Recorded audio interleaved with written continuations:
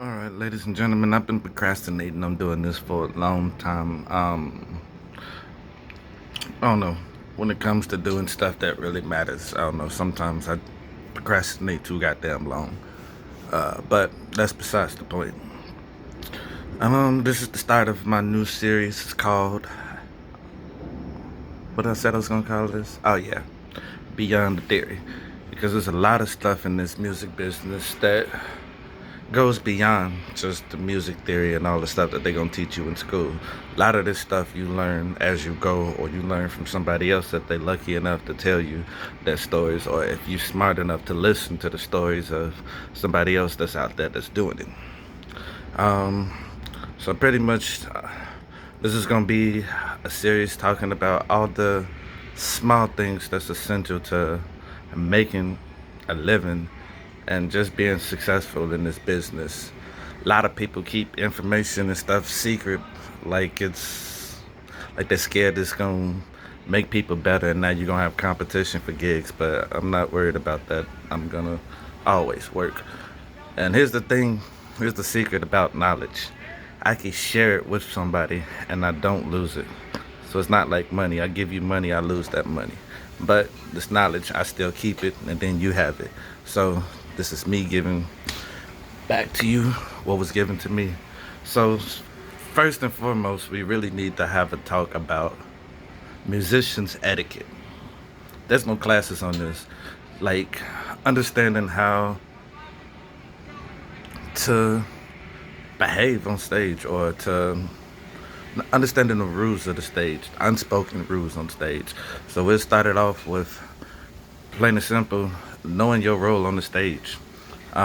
Whatever instrument you play, know your role. Like if you're a piano player or guitar player, if you're playing with another chord or instrument, you know not to do the same thing they're doing. If they're playing chords, don't play chords on top of theirs, because then it starts clashing and it makes some weird shit happen. Both of y'all need to get together and agree on what's gonna happen. One person plays pads, one person plays rhythm, or maybe noodling between the spaces. That's the other thing right there. Horn players. When the singer is singing, don't distract from what they're doing. Like, don't noodle over the whole goddamn song, because some people don't like that. Like, you have to know whose band it is you're playing with. If it's okay with them and you know that it's okay to do that, do it. But understand, each stage is different. Each person is different. So you have to give in to what the band leader is. It's not your band. Do it the way they want. So, best thing for horn players, when you not sure of the horn line or what's going on, don't be afraid to not play nothing. Just sit there. I would. It's better to have people to tell you to play more than to say to play less. So if a general rule of thumb is, if you are noodling in between or ad libbing, play in between the spaces that they're breathing, so that you give the singer a chance. Sometimes you may not want to do that because maybe the singer wants to ad lib some stuff in between. That comes to listening. That's the biggest and most important thing when you're playing with a band, listening to what else is going on.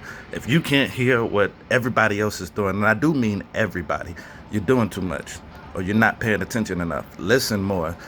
Your goal is to add to the music but not take away from what anybody else is doing. Um, oh shit.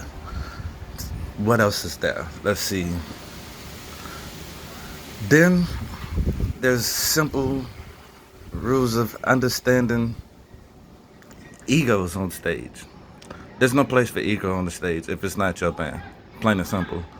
Like, you mad that you didn't get a solo on this song, or you got skipped, or you mad that they not playing it a certain way. It's not your band. If it's not your band, you're not allowed to have ego on stage, really. Like, it's what the lead person, the lead singer, the lead horn player, or whoever's band it is, it's their job to direct, or the band director. You follow what that person is doing. You feel like it should be done some other way, yeah, you can bring it up in rehearsal. You can talk about it in rehearsal, but the stage is never a place to address issues. Whatever happens on stage, you do your best to make sure that the show goes on. And afterwards, you got a problem with it, you discuss it with everybody, in a respectful way, because dressing it on stage is very, very unprofessional. That's how arguments and shit starts to happen. Um, but beyond that, just really being respectful of everybody's space on stage. Um, what else? I would say the best thing in this business is when you understand your role and play. I mean, because if it's not your band, you're replaceable. It may sound mean or whatever, but it is, because that person will keep doing what they're doing whether you're there or not. So the quicker and faster you accept this, the easier it is to get along and do what you're supposed to do, because no matter what, even though it's music and it's something we love, it's still a fucking job. Your employer, whoever's paying you for this gig, you do what they ask you to do because they're paying you to do it. And you address everything else. As long as they're not asking you to like fucking sacrifice your pride or dignity on something, then I mean, if it's something small, just go ahead and do it. Um, Shoot, stage presence. Like, nobody wants to sit on stage. Nobody wants to pay to see people just looking like they're angry, sad, or just feeling some type of way. When people walk through the doors of the club that you're at, they want to forget about everything that's going on outside. They want you to take them somewhere. Eh, Don't matter where you take them, just take them there and bring it back. And it's hard for people to lose themselves in what you're doing when your personal feelings or emotions is distracting from the rest of the music. So always be aware of stuff like that, because these are the things that, like, it may seem small, but they play a big part in the whole overall picture of performing. Now, performing music is a two-way street. It's a two-way street. I'm not talking about writing music or creating music. I'm talking about performance. Performance is a two-way street. It's two people involved, the artist and the audience. Too many people ignore the audience. Now, I'm gonna be vulgar for a couple of seconds, so please forgive me. When, put it this way, as a man, I know whenever I have sex, I'm gonna come. 72, 82 pumps, however you want to count it, is going to happen. It's scientific. But there's a woman involved, and she's not always guaranteed to get off. So I do what I can. I find out what she's into. I get her off. I do what she likes. And guess what? After that, she's more willing to do the stuff that I want to do because I've already gotten her off. Now you can welcome to my world. Turn around, grab your ankles, whatever the case may be. But it's the same way with music. I'm going to enjoy music because I love it, no matter what. But the audience is not always guaranteed to enjoy it. So I may do some cheesy stuff here and there, some crowd work just to get them hooked. But once I hook them, now I can take them to my world. Now they're more willing to go with me. They're willing to take this journey with me because I was considerate of what they wanted as well. Because that's the thing, because if, as musicians, if we're not paying attention to the audience, then we just on stage musically masturbating. And nobody really wants to hear that. I mean, yeah, you know all the licks and chords and scales in the world, but it doesn't mean nothing if it's not reaching the audience, if it's not doing nothing. I mean, you telling the story. I mean, imagine if I was to start this video and just start saying like goldfish, dolphins, eco-friendly, Arizona cans. Like, I'm saying a bunch of words, but it's not making sense. It's not telling the story. It's not making any logical sense or emotional sense.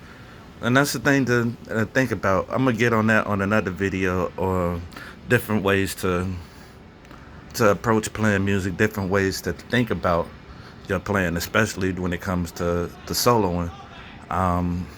But for right now, I think this is all I'm really gonna do on a musician's etiquette for right now, until I can think of more. But the basic thing, I can't restate this enough, is to just be aware of everybody else on the stage that you're playing with. Like, it's more than you that's involved with the music. So if you're not considering everybody else that's playing the music with you, it's like the band isn't on one accord. And the band isn't on one accord, we can't take everybody on this journey that we're trying to take them to, because everybody's trying to drive in different directions. We're all in the same vehicle going to the same destination. So let's make sure we all get that together without all the arguments inside the car. With that being said, that is the end of video number 1.